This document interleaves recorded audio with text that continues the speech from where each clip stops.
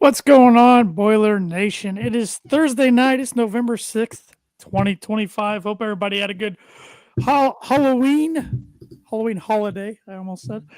Hope everybody had a good Halloween. For those who dressed up, went trick or treating, maybe with their kid, handed out candy, watched horror films, whatever you did. If you celebrate, hopefully you had a good one. Tanner Lee, Evan Webb, Aaron Lynch, back at it with a new episode, streaming live on the Boiler Breakdown Facebook page and YouTube channel. Hit that like button, that subscribe button, that notification bell, all those things so you know when we're dropping a new episode or going live. Webby, good to have you back this week. Good to be back. Yep, we teased doing the basketball predictions, didn't we? Didn't we, Aaron? I thought you guys were serious. Oh, we could have been. Yeah. I wouldn't have blamed you. You didn't listen. I didn't. Yeah. I haven't listened to any podcast the last 2 weeks. It's been bad. Yeah, we know if you would have listened to the first 5 minutes, you would have known we were joking. Yeah. But it's all good. All good. We weren't going to let you miss the basketball preview. I mean, Aaron and I like Purdue basketball. Don't get us wrong, but I think Webby's on a different level. I think it's rock music, Purdue basketball, your wife and family and friends, of course, but right there. Yeah, depends on the day. Yeah, depends on the day. Very well said. Very well said. But how's it going, guys? How we feeling? It's a fun time of year when this podcast rolls around when we can talk football and basketball. Unfortunately, most years it's basketball can take our focus away from football. There's been a couple of years where it's intertwined and been fine on both sides. But how are we feeling right now? Basketball's got one game under their belt. Football's only got 3 left, but at least they showed some fight Saturday night in the Big House. Yeah, the basketball teams definitely made me more just energetic, I'd say. Kind of forget there's a game on. I'm going to the game on Saturday. Kind of forget there's a game on Saturday just because of I'm just it sucks this point. Just where we're kind of at right now. It's just where it's not very fun to be a fan when you go to one of these games and you kind of just know what's going to happen. And it just, I sit back. I'm like, even though we lost to Minnesota and Rutgers, I'm like, why couldn't it be Michigan State or Maryland or Iowa, Wisconsin, just somebody? Why does it have to be Ohio State coming up on Saturday? I mean, I'm going to the game, but I got to be honest. I don't know the last time I've been this least excited about going to a Purdue football game. It's been a while. Yeah, it's been a while. I think that segues right in blind rankings already. Let's do it. Do we want to talk about anything last Saturday? We can do it after the blind rankings. Yeah. Okay. All right. So this week's blind rankings. Yes, that comment is true at this point. Yes. Purdue basketball greater than football. Yep. Since we were playing Ohio State this weekend, first time in our lifetime that we've seen a number 1 team come into Rossade. Tanner mentioned which is wild. I could have sworn it's happened before. 1989 was the last time. That's wild. I thought it did too. I either thought Ohio State was number 1. Yeah. One of these years, especially. I guess I thought. What was Oregon last year when they came in? I think they were 2 or 3. Because they weren't 1 at that time. Who did they lose? Did they lose in the regular? They didn't lose in the regular season, did they? Lost. No. Because they didn't lose until the playoff. They lost. Yeah, they didn't lose to the Rose Bowl. Yeah. Huh. I'm surprised they weren't number 1, especially because they had a win over Ohio State early in the year. Well, we might see 2 number 1 teams. Yeah. In a month. Oh, shut up. We could. So, since we're playing Ohio State this weekend, we're a bad football team once again. I thought we'd do a blind ranking segment based off of when you turned off the TV, if it was a away game, or if you left at halftime. I did recent blowout games in our lifetime against Ohio State. So we'll have a couple from Walters, Brom, Hope, and our boy Hazel. So how you're going to rank this is based on how the game was going before halftime. Did you turn off the TV if it was in Columbus? or did you just walk out of the stadium if it was at home? Okay. I think I've maybe left like 3 games early in my lifetime. It can't be There the was guys. I went a long time without leaving one, but it seemed like once 2013 or 14 hit, I've left more early than Mm-hmm. I like to admit. The earliest I've ever quit watching or left was that Wisconsin game. It was like just pouring down rain. Monte Ball was just like, Yeah, you running bastards! around. I had to be on the freaking sidelines for the whole Hey, game. I was in the stands with like 6 other people, just toughing it out. Yeah, just you stayed. hating life. You Yeah, stayed. that was Wait, so miserable. is one like this This like is the miserable. worst? I Okay. got Wow, to turn this Gotcha. off. Okay. Yep. Gotcha. I think I know what my one's going to be. Oh, I figured you know which one it is. Yeah. I can't remember half these games, so it's gonna be fun for me. I'm going to sprinkle in some detail here. Yeah. 2 of them came from Walter's era. So we'll start with last year, November 9th. Ohio State wins in Columbus, 45-zip. Will Howard and the boys took it to Walters and company, and it was not much of a contest. Well, I'm putting that 5 because I watched the whole thing. What? Yeah, I watched the whole. I didn't turn it off. I watched the whole thing. I turned Didn't off enjoy it, quarter. but I watched the whole thing. This one actually might like I don't want to do it just because I've never really turned off games early and or left early. But last year, like legit broke me as a fan. I don't want to put this at 1, but I'm pretty sure I shut this off like earlier than I have a long time. I'll go 2 just to save the 1. Let's go 2. Okay. It was like that Penn State because I didn't go to the Penn State game. I didn't go to the Oregon game. Like, I didn't go to Oregon last year. If my wife wasn't an IU fan, I probably would have shut that game off at like probably even watched the game last year. Like it was bad. That's the worst I've ever been in terms of I watched the entire giving up. IU game last year. Oh, I did too. It was rough. Yeah. But this was a joke last year. Yeah. Yeah, but you knew it going into it. It was going to be a joke. I mean, it wasn't as bad as the Notre Dame game though. No. Which I left that one at halftime. Yeah, you did. All right. So Tanner, you put it at 5. Heaven, you put it at 2. Yeah. On to the next one. October 14th, 2023. Ohio State comes into Ross-Ade and jumps on Purdue for a 41-7 win. It was 20-0 by halftime with Ohio State. Was 34-0 at the end of the third quarter. That's when I turned it off. Cade Stover went off that game. McCord was at quarterback. Devin Brown was coming in on red zone packages and rushed and threw for a touchdown. I don't think he's on that squad anymore. Wasn't the weather really crappy that day? Yeah, it was raining. We missed like 3 field goals. Yeah. Yep. Early. I'll put that at 4. I'm pretty sure I stayed that whole game. I might have left a little early, just because of the weather. But I don't remember being like just distraught. It was kind of like, again, it was first year head coach. Like, it was like, yeah, it's Ohio State. These things happen. Was that the first game since 2018? It was one of those things where, like, I know back in Ross-Ade. Yeah.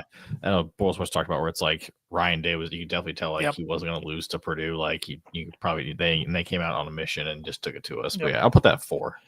I'll put it at 3. I think I left after the third quarter. I remember it was my mother-in-law's. She's been to 2 Purdue football games. That was her first one. I've just felt terrible. That was her first experience. Her second experience was last year, Indiana State. A lot better. But yeah, I'll put it at 3. I don't know. I don't remember when I left, but I left. All right. Because pain loves misery. That's why. Got a comment for everybody listening. Got a comment here on YouTube. Evan looks broken trying to talk about these games. What are you doing to him? It's all right. Build character. Blame Aaron. He's the one who comes up with these depressing blind rankings. Hey, we only had a few more weeks of this, and then from here on, it should be good stuff. Yeah, that's true. All right. Next one. We're actually just going chronological order. November 13th, 2021, Ohio State beats Brom and Company 59-31 in Columbus. So if you remember, Ohio State jumped all over Purdue in the first quarter. It was tied at one point when AOC did throw a touchdown pass to Jackson Anthrop, that is. But after that, they raced out to a 45-17 lead at half. Stroud was not touched this game, if you remember. I I wish I could have put this at 5. I'll put it at 4. I remember watching the whole game. I remember not being that mad about it because the defense was terrible, but Purdue scored. I mean, put up 35 points against Ohio State. So I wasn't too. That was the first time we had played them since 2018. So you knew they were revenge. I didn't feel that bad coming out of that game. No, this is my 5. Yeah, I remember thinking that game 21. That was the year we won 9 games too. So it's not like it was like a bad season. Yeah, I remember it was kind of just one of those things like we're playing at Ohio State, first time since, the Tyler Trent game. You knew they were going to be fired up.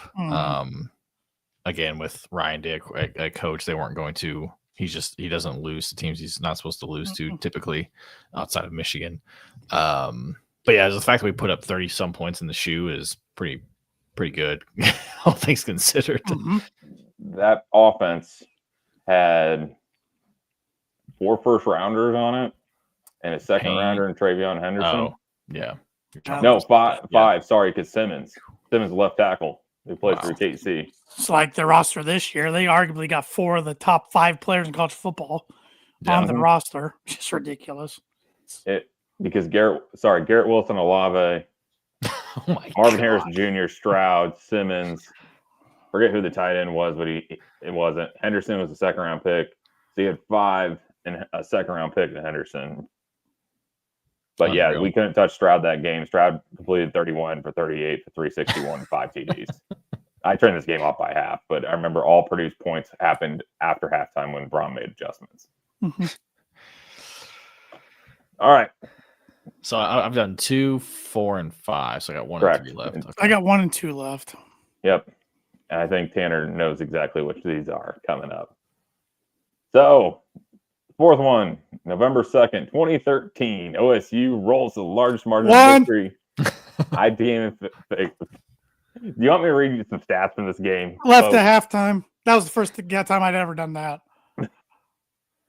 Yeah, it was bad. So, Hazel's first time going against OSU. Braxton Miller only played a half in this game. Yeah. And went 19 for 23 for 233 and 4 TDs with one interception. This increased Urban Meyer's streak to 22 in a row. Freshman quarterback Danny Etling was 13 of 29 for 89 yards and sacked 6 times. Oh my God. At this time, he had entered into 4 games and Hardy had been sacked 19 times. Oh my God. Yep. Here's the best stat of them all, folks. Purdue hadn't taken a snap in the red zone since late September, actually September 28th against Northern Illinois at this point. It is November 2nd, 2013.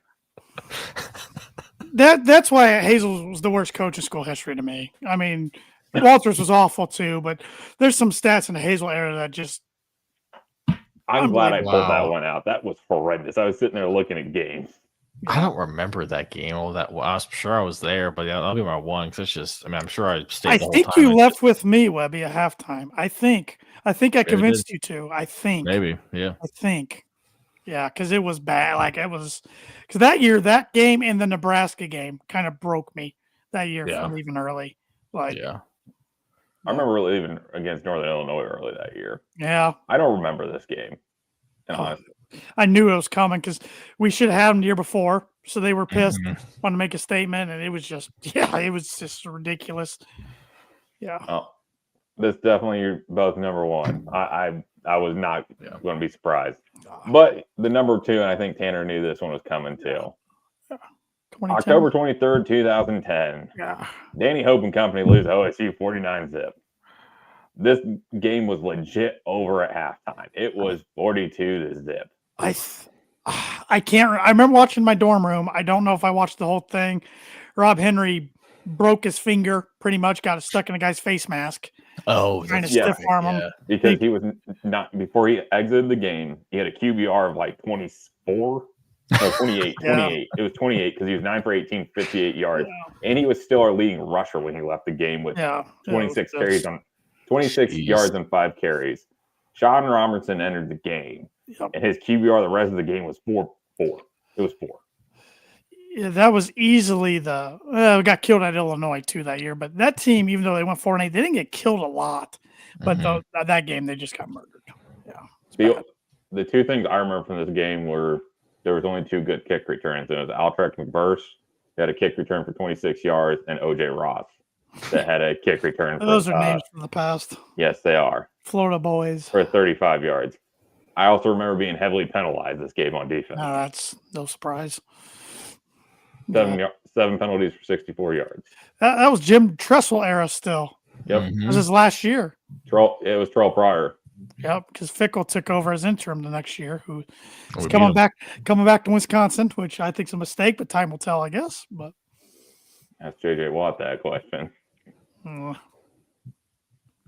All right, Evan, what was That's this my one? third. That's why I left was number 3. Yeah. So if you had to re-rank them, I think I'd put the Braum game at 5. would you move the Walters game up further to 3? Even though I watched all that, I think I put the Walters game up at 2, 2010 at 3, and then the first Walters game at 4. Okay. Yeah. I might put the game last year at 1 just because it's more because I don't remember 2013 all that well. But I remember last year, I'm pretty sure I shut it off. Like, not after halftime, but it was like we did something, and I was just like, I was just, yeah, I was so mad. Yeah. Well, hopefully this weekend we ain't shutting it off the first quarter, or you leave it in the first quarter. Oh, boy. I don't know. It's going to get ugly. But they call the dogs off usually, unlike some other Yeah. teams. But, Aaron, you thought last Saturday was going to get real ugly, and it never did. So. Nope. Never did. And it was actually a decent fight, but can convert turnovers into points. Yeah, good fight, but frustrating because Purdue really had their chances. I understand Underwood fumbled going in the end zone. Hey, that stuff happens. It's football. Can't convert, can't take advantage in the red zone. Yeah, I mean, Purdue won the turnover battle. If you told me that before the game. Yeah. Mm-hmm. And if you convert those into points, we win the game. Yeah. Yeah. I still don't like, and I know Barry said he would do it again. I did not like the 3 QB draws up the middle. No. I was fine going for him 4th down, but I thought they'd bring Ryan Brown back in the game for that play, and they didn't. Or just do something different. Like, I'm not saying like get crazy with it, but just not the same play you ran before. Like Henson said the same thing as Barry, because I watched Henson's press conference too. I actually was thinking about this during the game. I put it in the holster for tonight to ask you both. Is this one of the least creative coaching staffs we've seen in a while in regards to just they don't scheme guys. They know they're outmatched talent wise, and I don't know why they're just not rolling the dice. I don't think Harrell schemed very well. I still think it's better than last year. Whatever the hell they put on the field. I mean, those wide receivers were awful. Anything's better than John Shoop. That guy was the freaking worst. I went back and watched. I got a sad life. I went back earlier this year and watched some things from 2013. In like the formations, I'm like, what are you? You're trying to run stuff you ran with the Bears with this roster in 2014. It was just atrocious. But no, it's still not good right now. I mean, I took some positives away. I thought Thomas and Harris played good at running back, and they're going to have that Maccabee. Yeah, Maccabee's done for his career, which really sucks. Hate that he goes out 13 yards short of 3,000. It's going to be a lot of people go down as a lot of people's one of their favorite Boilers of all time just for his loyalty. But yeah, man, that tight end room just doesn't do anything. Well, I guess what you got to scheme around it. You know, you got what you got. We're 3 months into the season. I'd be rolling the dice real hard and saying make or break and trying to get some dubs. Yeah. And I just don't see them wanting to do it. I think they're sticking to this plan of discipline and things like that. And I'm like, you are who you are at this point. Yeah, I mean, I thought they were pretty disciplined the other night for playing in front of 111, 112,000, whatever the big households. There wasn't too many penalties, I didn't think. Didn't think discipline was an issue. It was just converting. I mean, that's what it came down to. And at the end, Michigan's got the ball with 6 minutes left. Purdue couldn't stop them. Run. I mean, I will say discipline in regards to penalties. Yes, I agree with you that discipline in regards to gap rushing and rush lanes lying with Underwood. I understand he's phenomenal. He's going to be a first round quarterback in 3 years. There's no doubt about it. But Powell had him for a couple sacks if he just doesn't run past the guy. Yeah. I mean, he was completely over pursuing. Got a comment here on YouTube. I wouldn't want any of the Bears' offensive schemes in my game plan, but people have seen their offense, right? Well, this year it's not too bad. But why I made that reference, if you didn't already know, was John Schupp was a offensive coordinator for the Bears at one time before he got to Purdue. That's why I made that reference. So, yeah, it was. I don't know. Hard, I mean, I hate taking moral victories, but the fact that we came out, that was. Besides the 2009 game when we won at the Big House, that was the best we've played in my lifetime at the Big House. So, yeah. Yeah, it was just, it was one of those things where I knew we weren't going to win going into the game, but it was nice to see. I mean, unfortunately, I never had the feeling like we can win this thing because we just couldn't make the plays when we needed to or get the stops when we needed to, which was really frustrating. You kind of just knew that if they got the 3rd and 4, like they were probably going to get it if they ran it. If you could hold them to like a 3rd and 7 and make them throw, then hey, I liked, at least you leave it up to some chances. But I liked. I mean, we were able to move the ball, which was nice. I think a lot of what they're going to do is just, especially against like Ohio State and definitely against Indiana, they're probably just going to try and hold the ball for as long as they can, keep that other offense off the field because otherwise they're going to. Well, definitely Indiana, they're going to put up 80, and that's not an exaggeration, I don't think, unfortunately. Unless Mendoza goes down. Right. You just got to try and keep them off the field as much as you can, but it's hard when you just don't have the horses up front. They'll just run it down our throats of Roman if he goes down. By the way. Yeah, well, I couldn't believe how many injuries they sustained against Maryland. It didn't matter. I mean, the defense, but I mean, they were losing guys left and right against Maryland. I don't know how long they're out for, but yeah. It was very. I think there's some things that hopefully this coaching staff looks themselves in the face because I do not want to be back here at the same point of 2-8 you can't or 2-7 next year. I don't think any fan does. You can't be. I mean, the schedule's better next year on paper.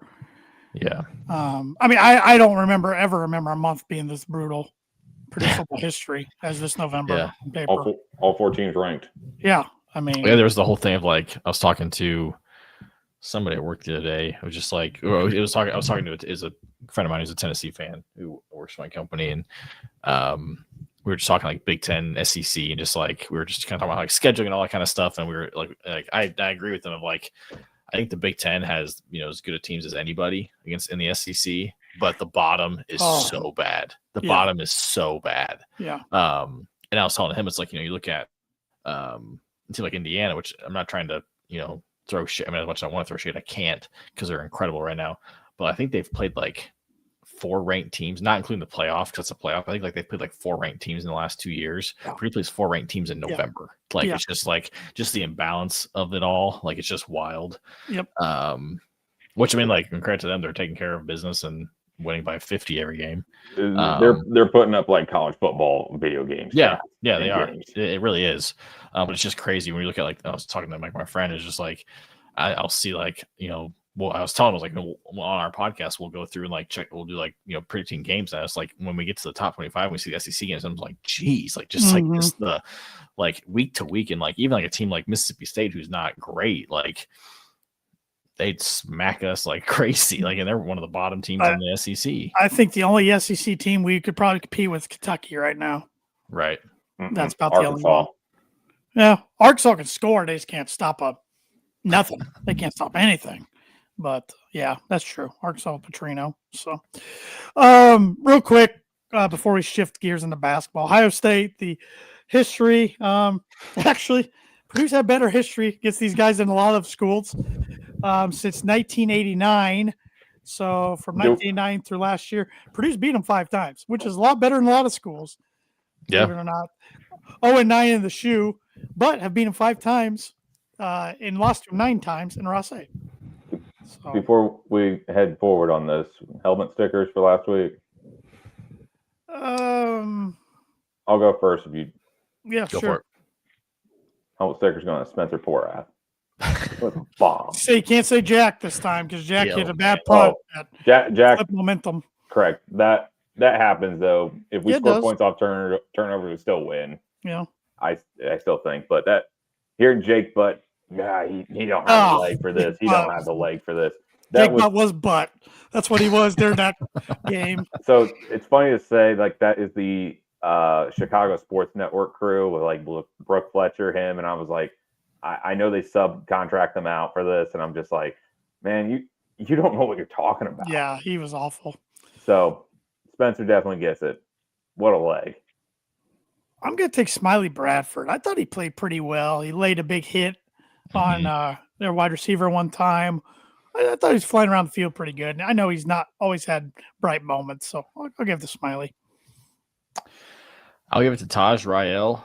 13 tackles. The next closest was 6, which is not great when your DB is getting 13. You know how many times we've said that over the years? Every year. 11 were solo, flying around the field. I think him and Manny are tied in the Big Ten for most tackles. All three of them. All three of them? I saw a graphic today with 81. Yeah. That's crazy. Not good, but crazy. Because they're out there all the time. That's not bad for linebackers. Not bad for linebackers, but not great when you're DB. Yeah. And I give this guy a lot of flack when I'm watching the games, but I'll give Hines another honorary helmet sticker. Good pick. That was a good pick. I thought he has struggled a lot, but he came with a big play there.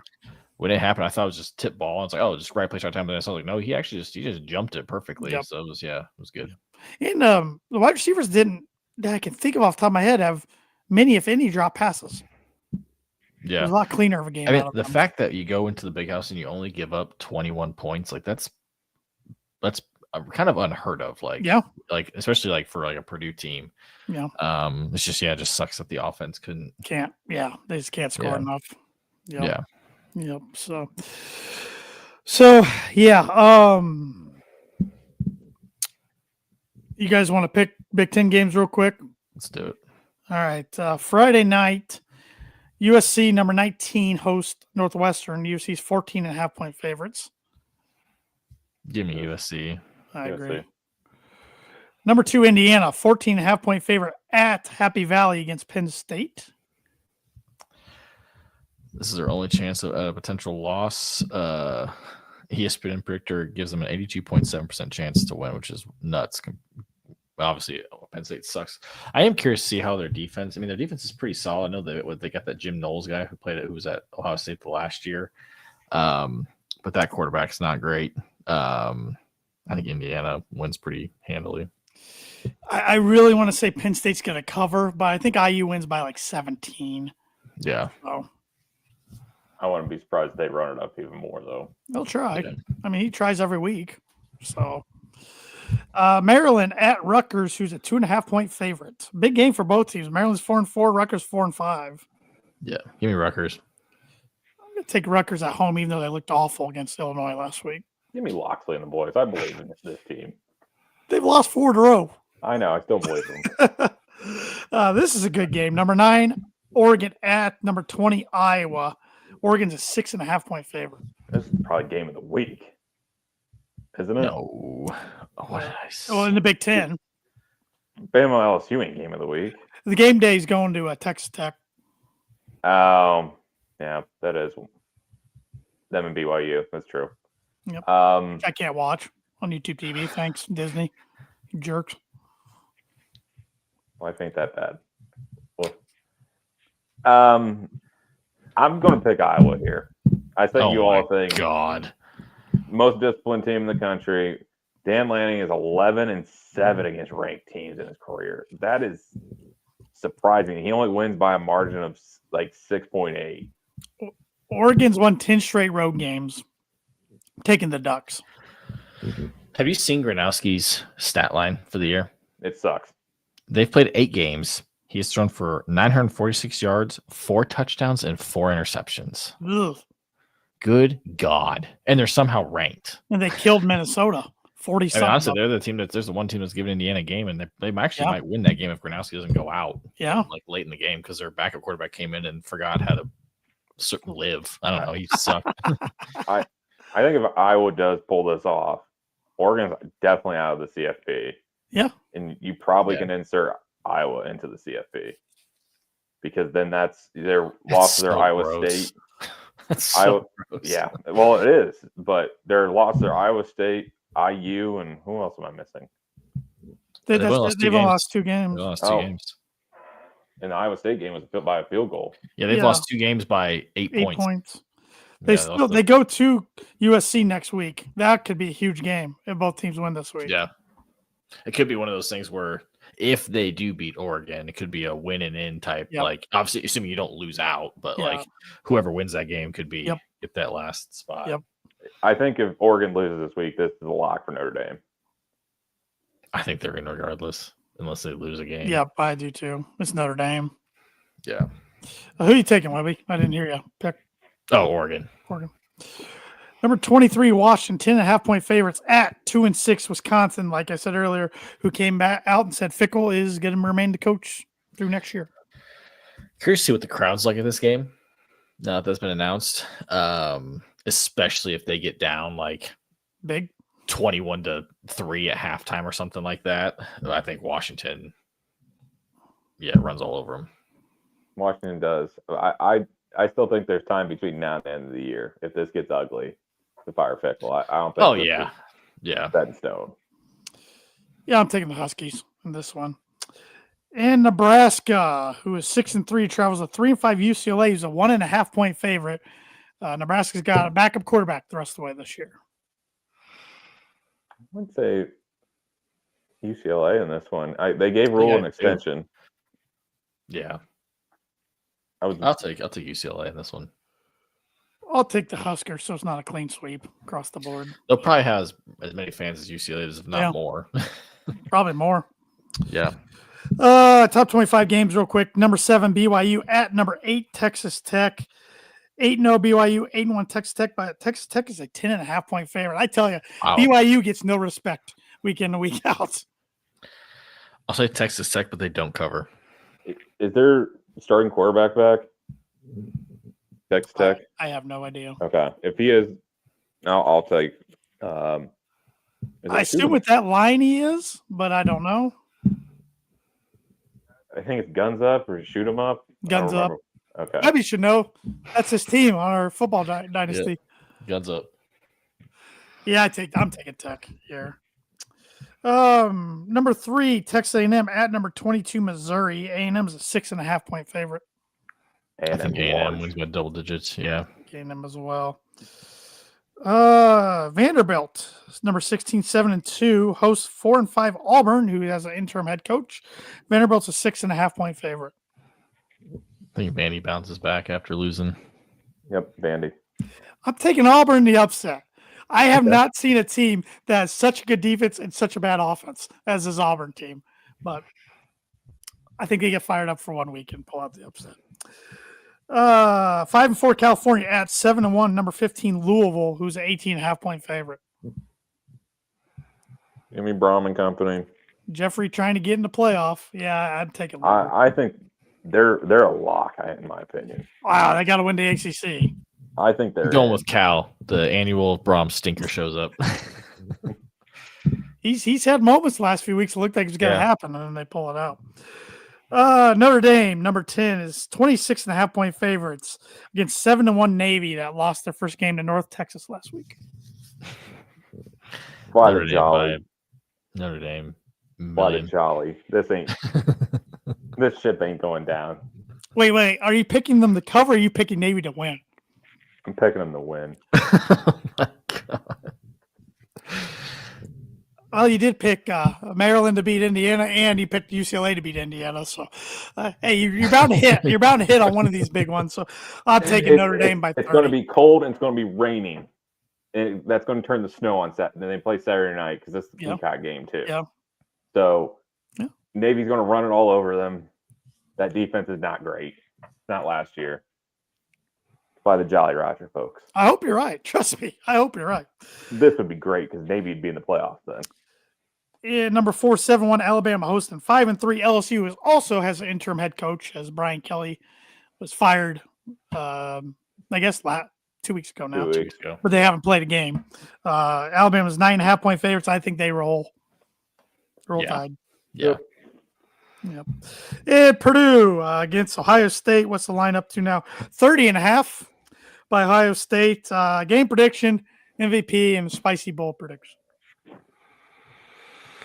I'll go first. I think Ohio State wins, but doesn't cover because it's 49-10. Okay, sneak that in there.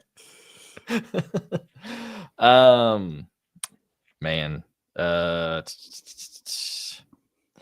MVP. I'm not picking Ohio State guy because I don't care. I'm gonna say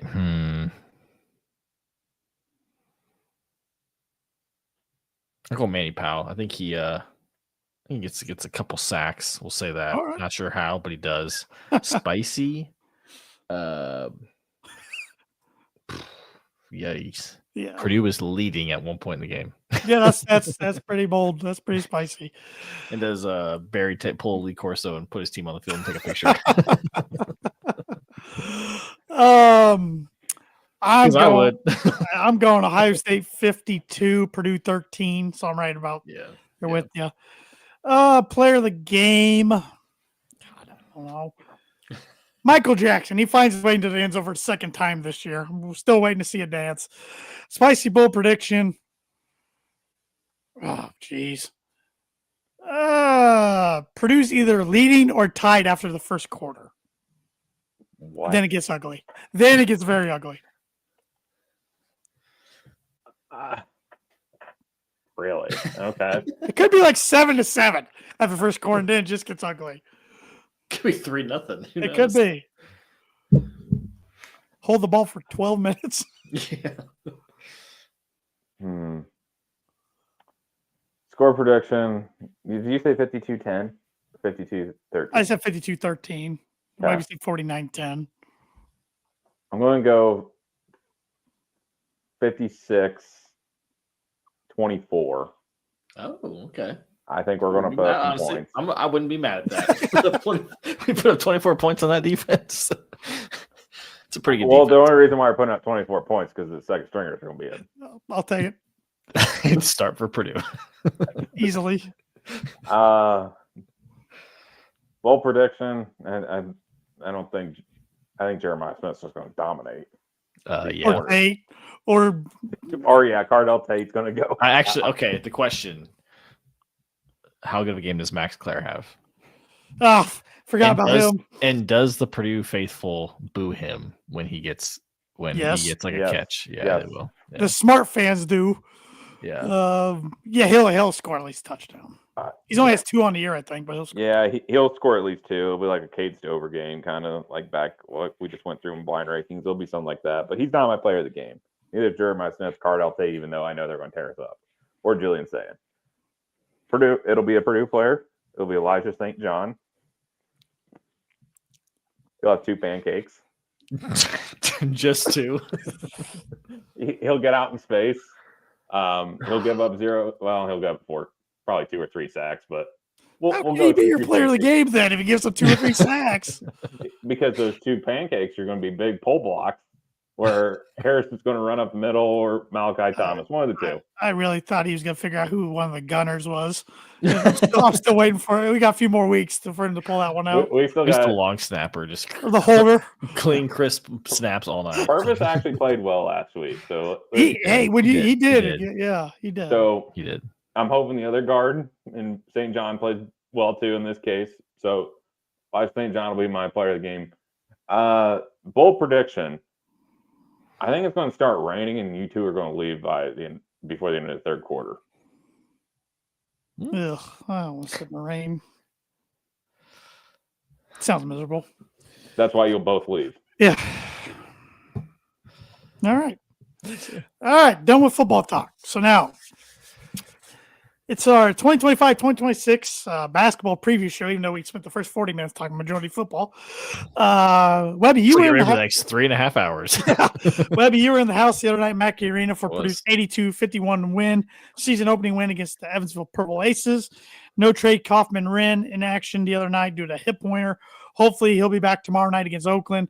If not, the main thing is get him healthy next Thursday when the Boilers travel down to Tuscaloosa to take on the Crimson Tide in a game. As of right now, I won't be able to watch unless I go somewhere because Disney and YouTube TV are a bunch of greedy, you know what. But how was it? How was the atmosphere the other night? Anything new in Mackey we need to know about? It was warm. It was very warm in there. Long sleeves was a terrible choice that I decided on. No, it was awesome. I made it just in time for starting lineups. Those 6:30 games are tough to make coming from. Yeah, I don't like them. Even watch them on TV. Yeah. Atmosphere was great. It wasn't Mackey at at its best. Yeah. CBS. Right. Yeah. But it got there, especially in the second half when Lawyer went on his kind of little heater that he had. Definitely tell there was some nervous energy to start when we were just missing a lot of bunnies, but it was fine. In terms of things that are new, I thought you were nervous before the game. I was. Yeah. It's just more just get off to a good start. Yeah. But new the scoreboards inside the arena, like the ones up in the rafters, they just updated the look of them, in terms of the design. I liked it. I thought it made it easier for you kind of be able to read stats. They've added a noise meter, which doesn't look super accurate, but I thought that's just kind of a cool little gimmick that they've got going on. They added when the guys are coming out in the starting lineup where they have the fog that shoots up or whatever. I think they changed those. They just have Purdue logo on it. They look pretty cool, look professional. I don't think they had that last year. I could be wrong, but I don't know. Other than that, it was just good to be back in Mackey, despite being super hot.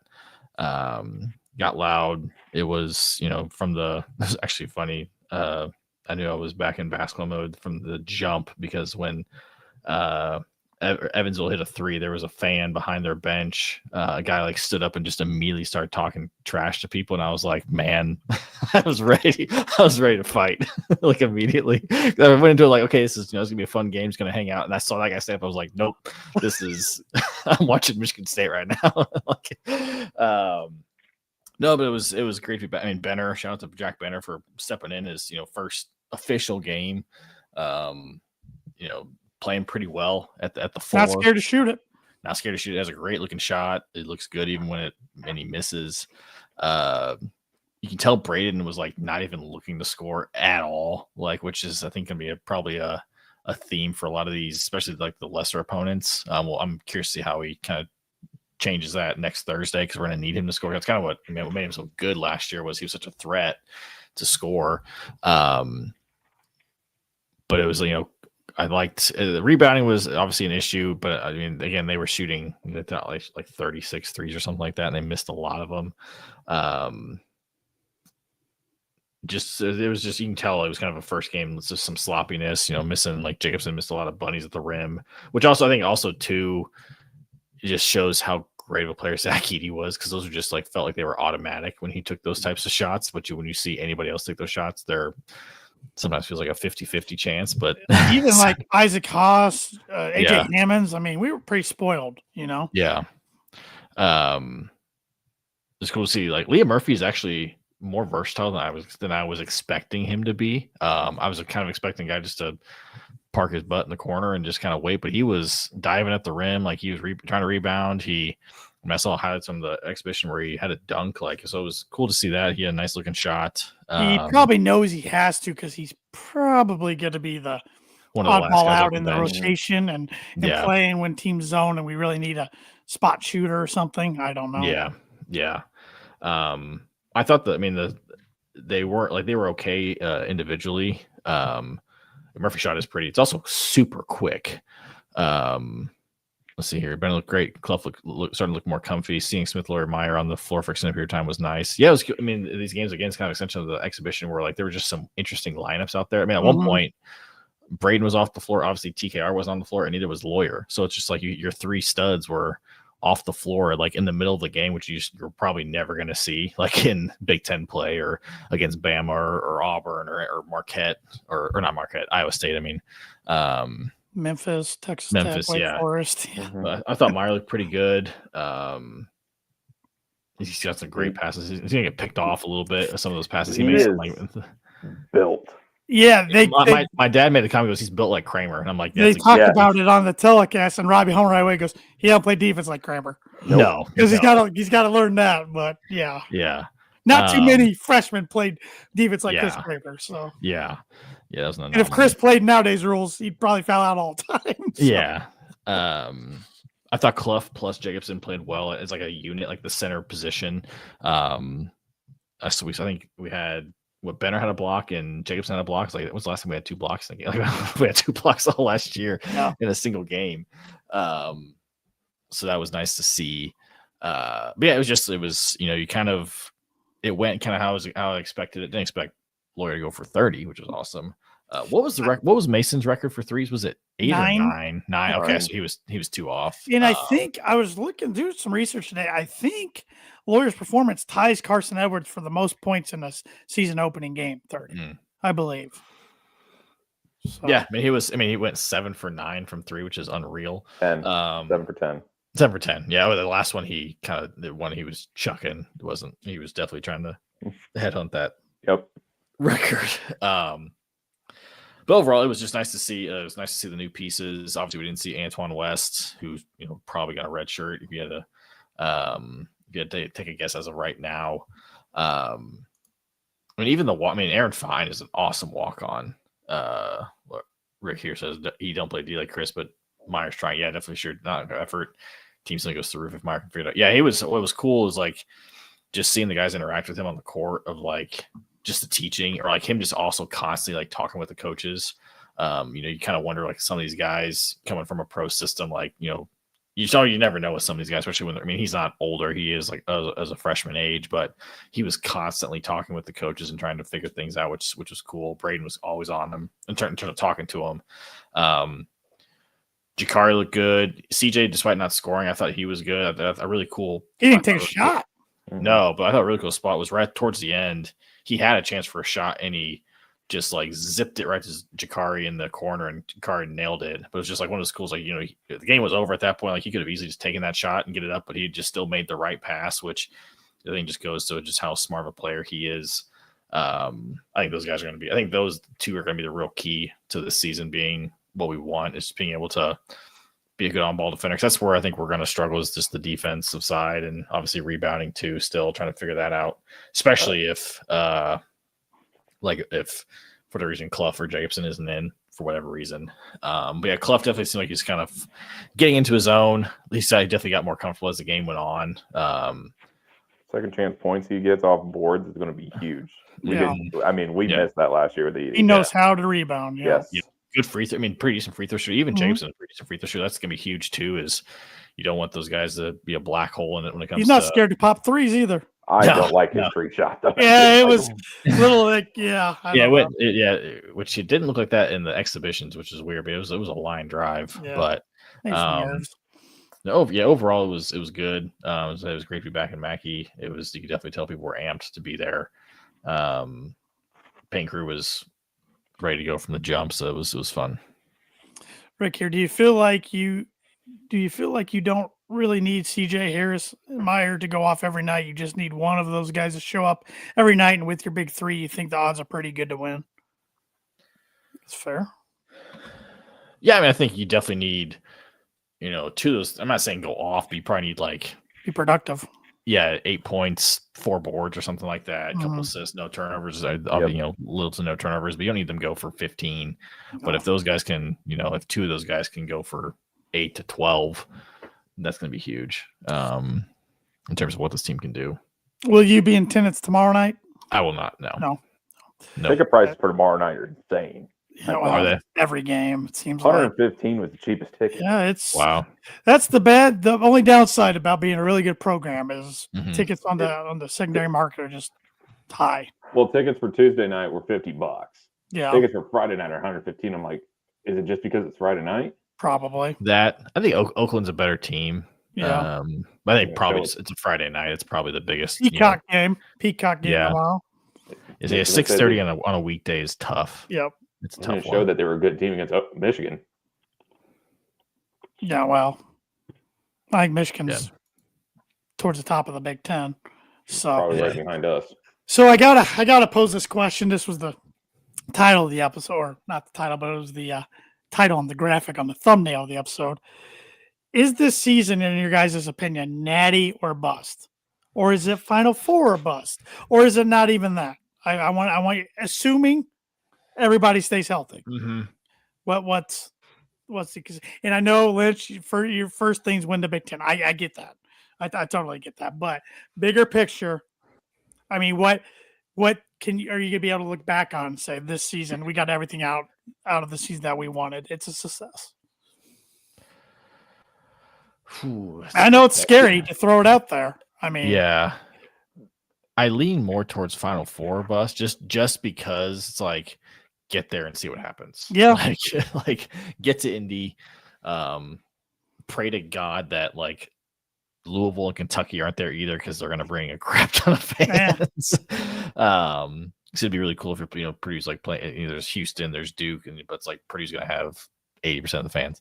I don't know. I go back and forth of just like, I'm like I always lean towards Final Four. I'm like, screw it, why not? Yeah, especially if we weren't just there 2 years ago. I mean. And I know we have this conversation a lot. Like, when's the next time Purdue's going to have a team? And they just keep reloading and new studs walking the door. But you always have that in the back of your mind. That's why I've been saying natty or bust. But I think I'm right there with you now, Webby. The more I think about it, it's Final Four or bust. Like, if this team stays healthy and they don't make the Final Four, I'm going to be pretty disappointed. I know anything could happen in the crapshoot NCAA tournament. But, I mean, I think just with the experience, the depth, the star power, the coaching staff, especially if you get that 1 seed in your path, St. Louis to Chicago to Indianapolis. Yeah, I'm going to Rick's question or kind of his thing here. Attorney's so fluky, can't be natty or bust. You win your conference win tournament. You're going to say, well, I don't give a crap about the conference tournament. I'll say that, especially if we know we're going to be a 1 seed. The way I think that the tournament would be like a failure is if like they don't get to the Sweet 16 or they bounce in the Sweet 16. I think if you can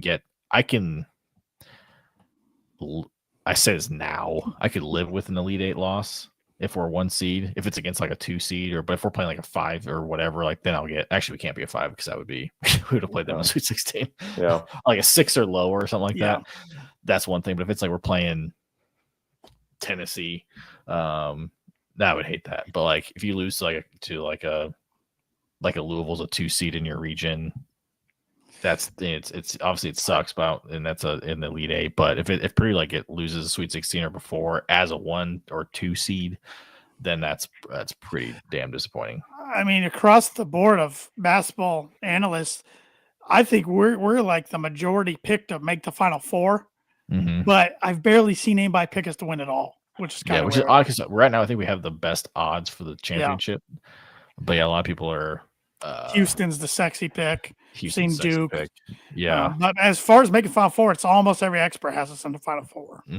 Yeah. So, I mean, that's probably why I'm saying the or bust thing, because I think eventually, and I know basketball can be fluky, tournament can be fluky, but I think eventually, like, Purdue's just got it. And I think they're doing a better job of that as a culture. Got to embrace it. I mean, I think you're seeing that like Painter, like just like the mentality, like especially like just what they did, like just like the moves they made, like to get like they got Oscar. And then obviously Meyer, sorry.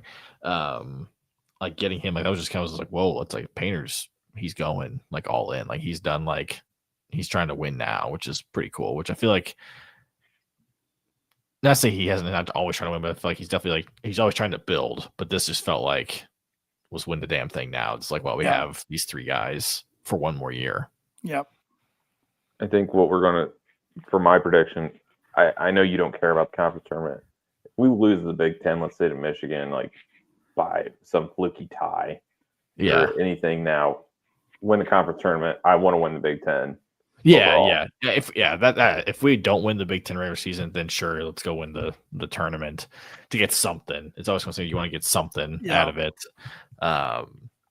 My concern is if we run into a BYU, a Kansas, because this Peterson's kid, like I watched the highlights and I think I've seen Kobe Bryant again. Like, yeah, and chances are, if you run into one of those teams, you're probably doing pretty good. That's right. I mean, who knows what could happen? But like, you're probably playing them in an Elite Eight, a that's Final where Four. that's where Yeah. I'm going with this. Is that they're going to Yeah. be an Elite Eight. This is a high lottery pick freshman class. There's probably 8 players that could go number One of the one. better freshman class we've had in a long time. This class is stupid awesome. It is. Duke's going to be on the opposite side of the bracket. Like, I'm not even really concerned about that. It's my concern is some of these freaky athletic guys getting beat off the dribble, like you saw against Kentucky, is going to be probably the Achilles heel of this team because we just don't have the size in the backcourt there, unfortunately. And that's probably, I wish we had like a Chris Kramer or no Joe Eastern coming off the bench to kind of guard against those. And I wish Meyer would become that, but time will tell. I mean, but I think it's not, to me, I can see heartbreak happening in the Elite Eight, but I'd love to just get to the Final Four and whatever happens at that. Yeah. Yeah, I think you brought up a good point there, Aaron, with athletic teams like BYU, Kansas. We saw the athleticism of Kentucky. But on the flip side, you got to think the opposition's worrying about Purdue, like, oh my gosh, we got to stop the best point guard in the country. We got to stop one of the best big men in the country, yada, yada, yada, their depth. So I think Purdue's also one of the tougher matchups out there. It is, but the problem is if Fletcher goes cold, that's my biggest fear. And ain't falling for Braden. Then we're kind of like, it's TKR, Oscar, like CJ, we're asking Jakari. Yeah, well, guys got to step up. I mean, we heard that going into the Houston game last year, just like, oh, their length is going to be, they're just going to give so much problem. The defense is going to be incredible. They're going to shut them down. And Braden had one of the best games I've ever seen from a point guard. And we were, a correct call or an incorrect call going our way, of having a chance to win the game at the buzzer. And then they drew up one of the best out of bounds plays I've seen. That was incredible. But I don't think that team had generational talent. Like we've faced like Cameron Boozer or something like that. Well, Cameron Boozer's not even really athletic. He's just, long, but he's just he was like him versus TKR would be sweet to watch just because they're both like similar. TKR is a man versus him though. Yeah, well, he's 23 versus an 18-year-old, but Boozer's not he's not an AJ DeBonsa. Give me that. No. Like he is or Peterson from Kansas. Yeah. But I agree here with CJ and Harris are going to be definitely the big impact defenders that we're going to need against guys like that. So, or Jacobson becomes a straight up rim protector. Yeah, 100%. Yeah. Well, it should be a fun season. It should be a fun season, and we're not going to panic even if the Boilers drop one here in the non-conference's gauntlet. There's a good chance they'll drop one somewhere. It might be next Thursday on the road, honestly, but we'll see. It should be a fun ride. And I got to get to my trivia question. Haven't done that yet. So Fletcher Lawyer hit 7 threes the other night. Now he has 204 for his career. He's 10th all time in 3-point field goals made at Purdue. Can you name 1 through 5 in order? All-time Purdue 3-point leaders. No. Oh man. I can't name it in order. I worry about who's number 1. I feel like I know the answer, but I'm also nervous that I don't know the answer.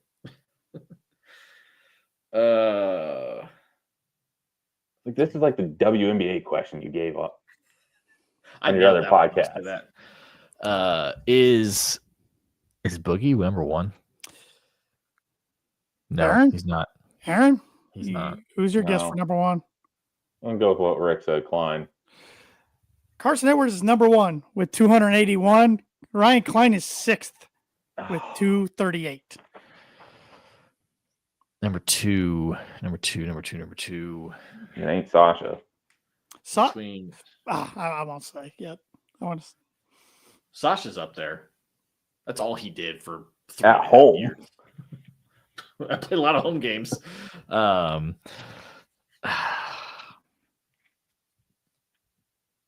between 2 guys. Is Stevens up there? No. He's not in the top 2 years. 10. He's not in the top 10. Oh man. Okay, I'm gonna go with my gut here. Etuan 2. Lynch, yes. Following that, you'd think assist with each one there. I want to say he's probably 2 or 3, so sure, we'll go with each one on this one. I have someone else in mind. Each one is third with 243. Okay, my other guess was Matthias. Yeah, Dakota was my other one. Dakota's second with 250. God, Midwestern that's Cowboy. I was like, I thought each was gonna be number one. I was like, no, it's got to be Carson, even though he only played 3 years. And I was like, okay, each one's got to be second, or is it Dakota? It's probably Dakota, but like, I just each one's got to be right there. Okay, so Carson, Dakota, Each one's your top 3. Each I'm going Sasha at 4. I think Sasha's 5. Sasha is 7th with 226. Is it Ryan? Is it Ryan Smith? Ryan Smith's not in the top 10. Okay. Robbie. Say Robbie. Yeah, he had 5 years. Robbie is 8th, Oh. 216. We're crushing this. Okay, hold on. Can I ask one question? It's kind of was it a painter player?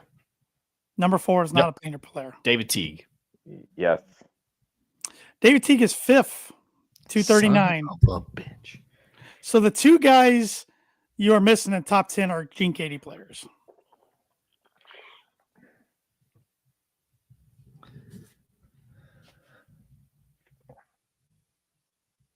I'm going to go with the first jersey I ever owned, Jerron Cornell. I don't have a guess here. Jerron Cornell's 4th, 242. Rest in peace. And the only other guy is number 9 with 212. Any guesses? Let me think. All right, so say the order so far. So we got Carson, Dakota, Etwan, Jerron Cornell, David Teague, Ryan Klein, Sasha Stavanovich, Robbie Hummel, blank, Fletcher Lawyer.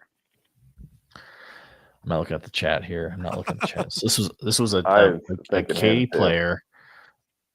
Did this player play in our lifetime? Yes. You're really. It doesn't help. That didn't help me much. But I Did he just play want in to know. this millennium? No. No.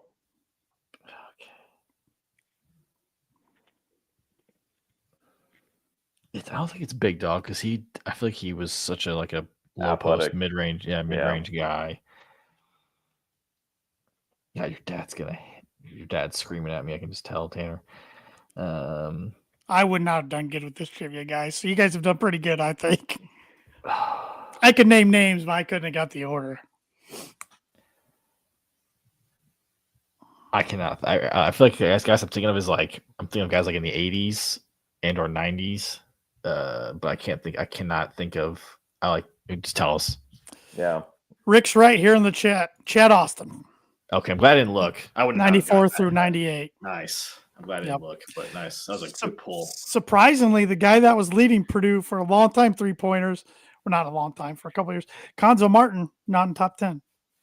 I didn't even think about Konzo. Wow. That's I mean, Chad passed him, but all these other guys, Konzo was the top 3 for a long time, and then all these other guys. Where's Troy Lewis on that? I just shows the top 10. Okay, yeah. He would have all these painter guys with basketball changed and shifted everyone down. And I could see a lot of people saying Rick Mount, well, he didn't play with 3-point line. Yep. Mm-hmm. So I didn't come and play till 85. So yeah. Yeah. Carson, 3 years, pretty special. Still having a good career over in Europe too. Yeah, it's a flamethrower. Yep. So, all righty. With that, let's pay some bills, shall we? Sure. And talk about the 2 great sponsors that make this podcast possible. One of them is Mad Mushroom. Boiler Breakdowns brought to you by Mad Mushroom, who's been serving Boilermakers since 1993. They're located in the heart of West Lafayette, and they're known as the home of the original cheese sticks. Whenever any of us 3 visit, we like to sit down, have an ice cold beer while trying out their latest pizza of the month. And this is our first episode in November, so we got a new pizza of the month to talk about. It's the Peppa's and Piggy. I remember this one from in the past. It's their traditional pizza sauce topped with classic and cup and char pepperonis, bacon, sweet peppadew, peppers, mozzarella cheese, and finished with herbs and spices, served with a side of crushed red pepper. Sign me up. That sounds good.